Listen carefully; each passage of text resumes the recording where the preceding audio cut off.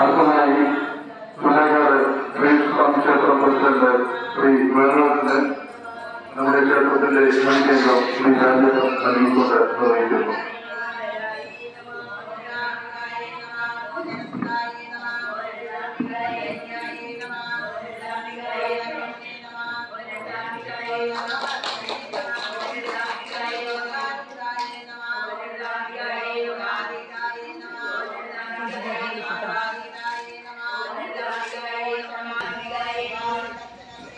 അടുത്തത് നമ്മുടെ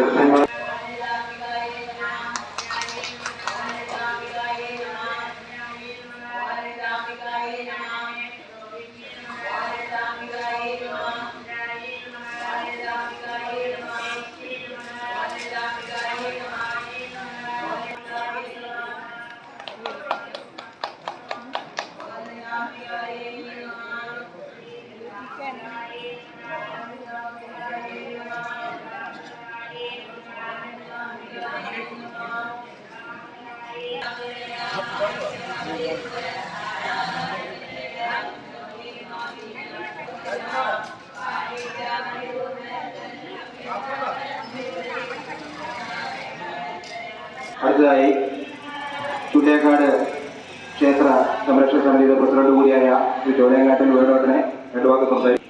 എല്ലാവർക്കും നമസ്കാരം. പാലത്തറ ഭഗവതിയുടെ ഭരണിവേല മഹോത്സവത്തിനോടനുബന്ധിച്ചിട്ടുള്ള നോട്ടീസിന്റെ അതായത് പുസ്തകത്തിന്റെ പ്രകാശനമാണ്. ഈ ആദ്യകാലം മുതൽ ഒരു കർഷകരുടെ ഉത്സവമായിട്ടായിരുന്നു ഇതിന്റെ ഒരു തുടക്കം. അതായത് മകരക്കൊയ്ത്ത് കഴിഞ്ഞ് ഒരല്പസമയം ഭരണിവേലയുടെ ഭരണിവേല ഭരണി വരുമ്പോൾ അതിനുള്ളൊരു ആഗ്രഹം, അതിനുള്ളൊരു ഒഴിവ് ആയിരുന്നു അതിന്റെ തുടക്കം കുറിക്കല്. അതായത് പാടത്തുനിന്ന് കൊയ്തെടുക്കുന്ന നെല്ല് ഇവിടെ ദേവസന്നിധിയിൽ സമർപ്പിക്കുക. അതായത് ആദ്യം ഉള്ള ഒരു തറവാട്ടിലാണ് ഞാൻ വരുന്നത്. അതുകൊണ്ടാണ് എനിക്കത് പറയാൻ ഞാൻ ബാധ്യസ്ഥനാവുന്നത്. ആ നെല്ല് ദേവസന്നിധിയിൽ കൊണ്ടുവന്ന് സമർപ്പിക്കുന്ന ഒരു ചടങ്ങ് അതിൽ നിന്ന് മാറി മാറി ഇപ്പോഴും അതിന്റെ പൈതൃകം ഇവിടെ നിലനിൽക്കുകയാണ്. എത്രമാത്രം നെല്ലാണ് ഈ ഉത്സവ വേളയിൽ ഇവിടെ എത്തുന്നതെന്നുള്ള യാതൊരു അളവുമില്ല. അത്രയും നെല്ല് ഇവിടെ ഈ ദേവസന്നിധിയിലേക്ക് അല്ല ഭക്തജനങ്ങൾ. അതായിരുന്നു ഇതിന്റെ പൂർവ്വ ചരിത്രത്തെ കുറിച്ച് പറയുകയാണെങ്കിലുള്ളത്. അതിനാട് ആയിരമംഗലം, തിപ്പിലി, നെടുള്ളി, പാലത്തറ ഇങ്ങനെ ഒരേ ചാർട്ടില് സാമൂതിരി കോലയിൽ നിന്നും അനുവദിച്ചുണ്ടാക്കിയിട്ടുള്ള ഒരു ക്ഷേത്ര സന്നിധിയാണ് ഇന്ന് ഇവിടെ ഉള്ളത്. കണക്കുകൾ മുഴുവൻ ധാരോളം ഓഫീസിട്ടുണ്ടായിരുന്നു സാമൂതിരിയുടെ കാലത്ത്. അവിടെ പോയി കണക്ക് കൊടുക്കണം. അവിടെ നിന്നുള്ള വിഹിതങ്ങളായിരുന്നു ഇവിടെ ഈ ക്ഷേത്രങ്ങൾക്ക്, ഞാൻ നേരത്തെ പറഞ്ഞ ക്ഷേത്രങ്ങൾക്കൊക്കെ കിട്ടിയിരുന്നതും കണ്ടിരുന്നതും. അതുപോലെ എന്തായാലും അല്ലെങ്കിൽ മറ്റേ നടത്തുന്ന ഈ നിയമപാലകരുടെ കർശന നിയമ നടപടികളുണ്ടാവും.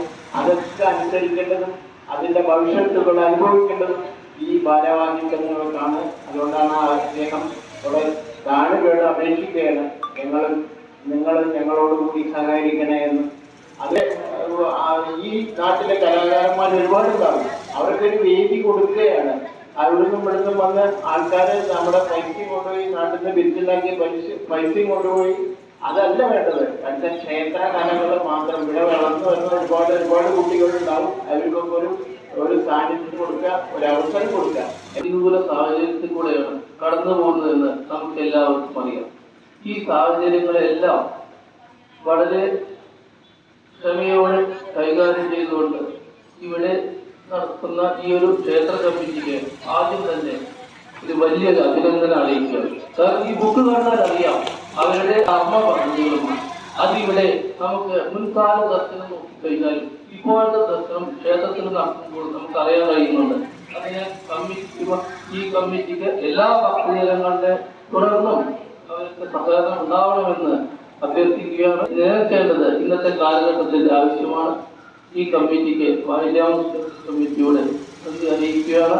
ഭഗവതിയുടെ സാന്നിധ്യത്തിൽ ഇന്ന് ഈ പുസ്തക പ്രകാശ ചടങ്ങിൽ ക്ഷണിച്ച എന്നെയും എന്റെ കുടുംബത്തിന് എല്ലാവർക്കും ഈ ഒരു എല്ലാവിധ സൗകര്യങ്ങളും ചെയ്തുകൊണ്ട് ഇവിടെ ഭംഗിയായി നടത്തി വരുന്നുണ്ട്. ഈ വർഷവും അത് കൂടുതൽ ഭംഗിയായി യാതൊരുവിധ വിഘ്നങ്ങളും ഇല്ലാതെ നടത്തി തരുവാൻ വേണ്ടി ഭഗവതിയോട് അപേക്ഷിക്കുന്നു, ഭഗവതിയോട് പ്രാർത്ഥിക്കുന്നു.